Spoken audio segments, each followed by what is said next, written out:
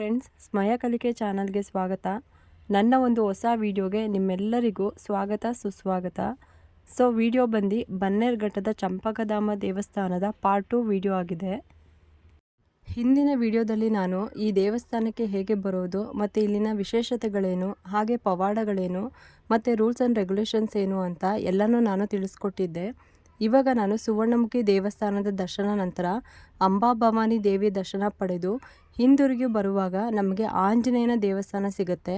ಅಲ್ಲಿಗೆ ಈಗ ನಾವು ಹೋಗಿ ಆ ದೇವರ ಅಭಿಷೇಕ ಮತ್ತು ದರ್ಶನವನ್ನು ಮಾಡೋಣ ಬನ್ನಿ. ನೋಡಿ, ಇಲ್ಲಿ ಆಲ್ರೆಡಿ ಆಂಜನೇಯ ದೇವರಿಗೆ ಅಭಿಷೇಕ ಸ್ಟಾರ್ಟ್ ಆಗಿದೆ.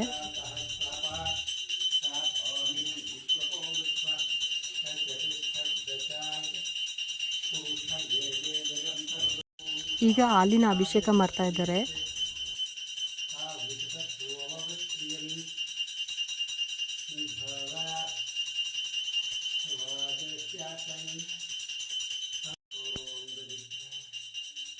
ಆಂಜನೇಯನಿಗೆ ಇವಾಗ ಮೊಸರಿನಿಂದ ಅಭಿಷೇಕ ಮಾಡ್ತಾ ಇದ್ದಾರೆ.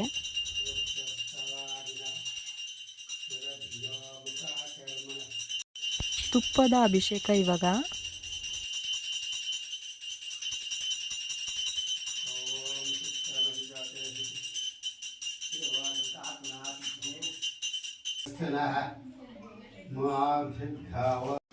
ಸಕ್ಕರೆಯಿಂದ ಇವಾಗ ಅಭಿಷೇಕ.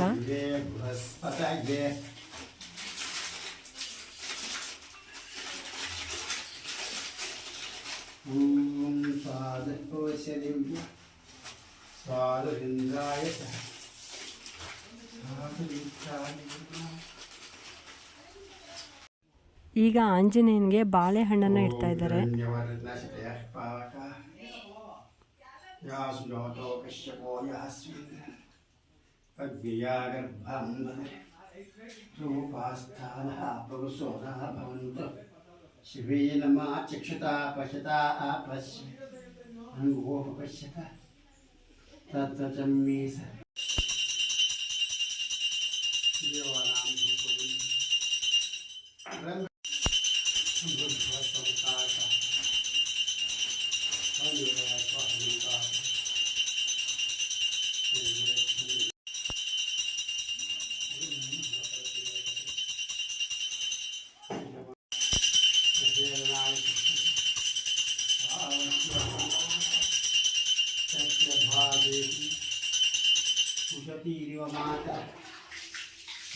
ಈಗ ಆಂಜನೇಯನಿಗೆ ಅರಿಶಿನ ಇಡ್ತಾ ಇದ್ದಾರೆ.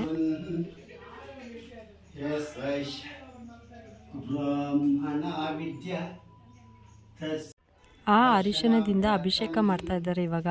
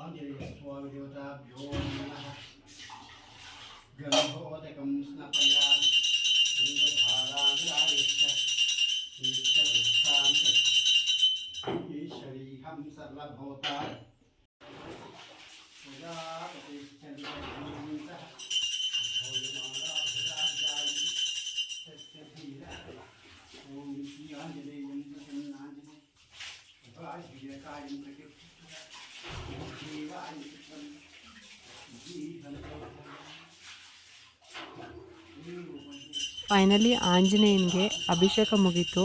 ಇವಾಗ ಆಂಜನೇಯನಿಗೆ ಮಹಾಮಂಗಳಾರತಿ ಮಾಡ್ತಾ ಇದ್ದಾರೆ.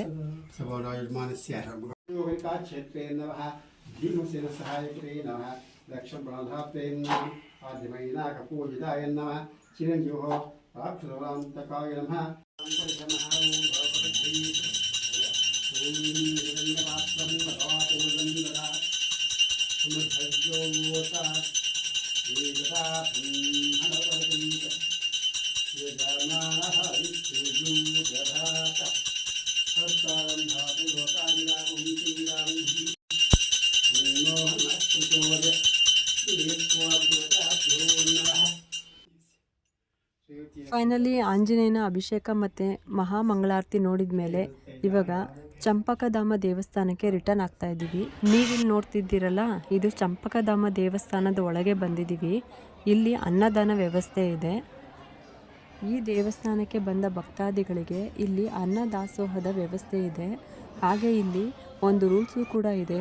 ಪ್ರತಿಯೊಬ್ಬರಿಗೂ ಕೂಡ ಪ್ರಸಾದ ಕೊಟ್ಟಿದ ನಂತರ ಯಾರೂ ಅನ್ನನ ವೇಸ್ಟ್ ಮಾಡಬೇಡಿ ಅಂತ ಅವರು ಹೇಳಿ ಕಳಿಸ್ತಾರೆ. ನಿಮಗೆ ಎಷ್ಟು ಬೇಕೋ ಅಷ್ಟು ಮಾತ್ರ ಪ್ರಸಾದನ ಹಾಕಿಸ್ಕೊಳ್ಳಿ, ವೇಸ್ಟ್ ಮಾಡಬೇಡಿ ಅಂತಲೂ ಕೂಡ ಹೇಳ್ತಾರೆ. ನಮಗೆ ಪ್ರಸಾದ ಪೊಂಗಲ್ಲು ಮತ್ತು ಅನ್ನ ಸಾರು ಮತ್ತು ಅನ್ನ ಮಜ್ಜಿಗೆ ಸಿಕ್ತು. ನೋಡಿದ್ರಲ್ಲ ಫ್ರೆಂಡ್ಸ್, ಚಂಪಕಧಾಮ ಸ್ವಾಮಿ ದೇವಾಲಯದ ಒಂದು ಕಿರು ಪರಿಚಯ ನಾನು ಮಾಡಿಕೊಟ್ಟಿದ್ದೀನಿ. ಇದರಲ್ಲಿ ಏನಾದರೂ ತಪ್ಪಿದ್ದಲ್ಲೇ ಕ್ಷಮಿಸಿ ಅಂತ ಕೇಳುತ್ತಾ ಈ ವಿಡಿಯೋನ ಮುಗಿಸ್ತಾ ಇದ್ದೀನಿ. ಈ ವಿಡಿಯೋ ನಿಮಗಿಷ್ಟ ಆಗಿದ್ದರೆ ಒಂದು ಲೈಕ್ ಮಾಡಿ, ಶೇರ್ ಮಾಡಿ ಮತ್ತು ಸಬ್ಸ್ಕ್ರೈಬ್ ಮಾಡಲು ಮರಿಬೇಡಿ ಫ್ರೆಂಡ್ಸ್. Thank you.